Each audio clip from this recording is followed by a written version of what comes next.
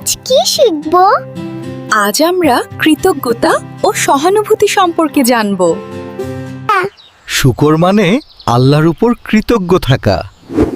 কিভাবে শুকর বলবো? হুম হুম শুকর বলতে আল্লাহর দানগুলোতে কৃতজ্ঞতা প্রকাশ করা।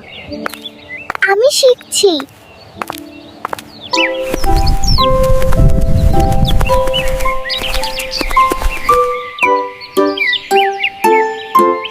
আলহামদুলিল্লাহ, ধানগুলো সুন্দর। এরা সহায়তা চায়। আমি সাহায্য করতে চাই। এই তোমাদের জন্য। জাযাকাল্লাহ। আলহামদুলিল্লাহ।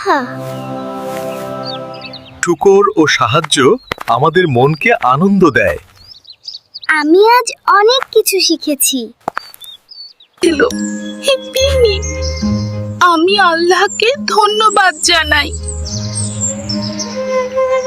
কৃতজ্ঞতা আমাদের হৃদয়কে শান্ত করে। আমি প্রতিদিন আলহামদুলিল্লাহ বলবো। আল্লাহ, আমাকে কৃতজ্ঞ থাকতে সাহায্য কর। যদি আমরা সব সময় কৃতজ্ঞ থাকি, আল্লাহ আমাদের বেঈমানি থেকে দূরে রাখেন। আমি কৃতজ্ঞ থাকব। আলহামদুলিল্লাহ।